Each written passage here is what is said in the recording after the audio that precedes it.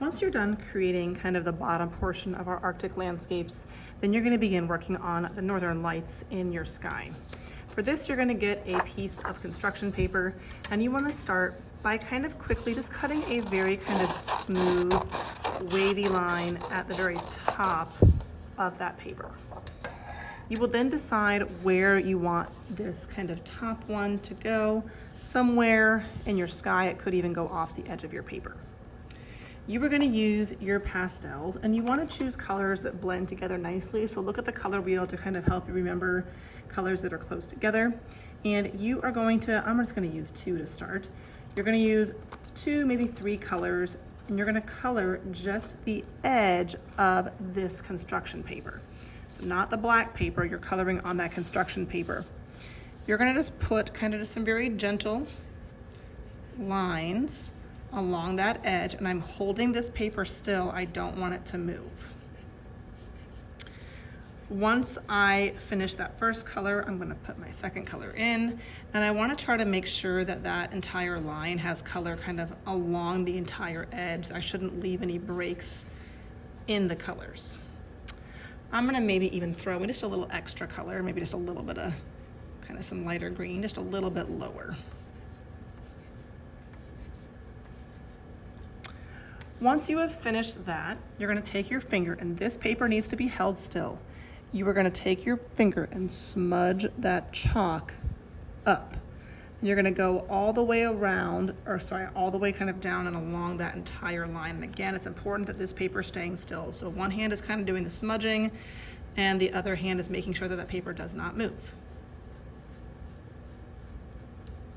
Okay, once that's done, you get to move the paper. And you see that really cool line kind of with that oil, or that northern light look. You're gonna do that probably, I would say maybe 3 or 4 times to get some kind of layers of northern lights.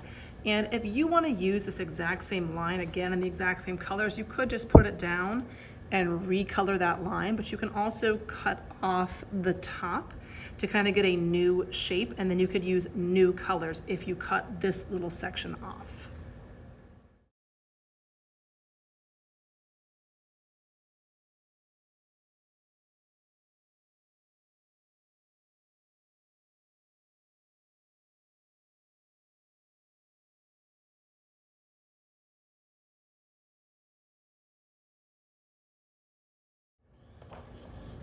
If you get little bits of chalk pastel on your paper, don't wipe them or they will smudge. If you like that look, that's fine, but you can kind of just take your paper, just kind of tap it behind you to get some of that dust to just fall off. And keep in mind your fingers, you will have chalk on there. So I will give out some wet washcloths to kind of clean your fingers off so you aren't getting fingerprints all on your sky. I'm gonna go ahead and change this. So I'm gonna cut this into kind of a new kind of shape, maybe a little bit more of like a little lumpy and bumpy shape. And then I'm going to use some different colors, and I can have these overlap if I want, so they could just be down lower, or they could even kind of crisscross a little bit too.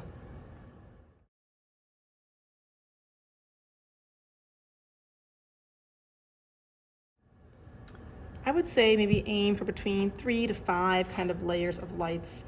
If you finish, please make sure that all of these get back nicely and neatly into the container. And then we do have kind of one more little finishing touch that we will add at the end.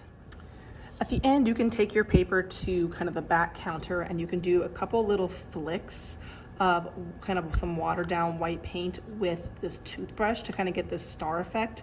If you don't want to add this, you don't have to.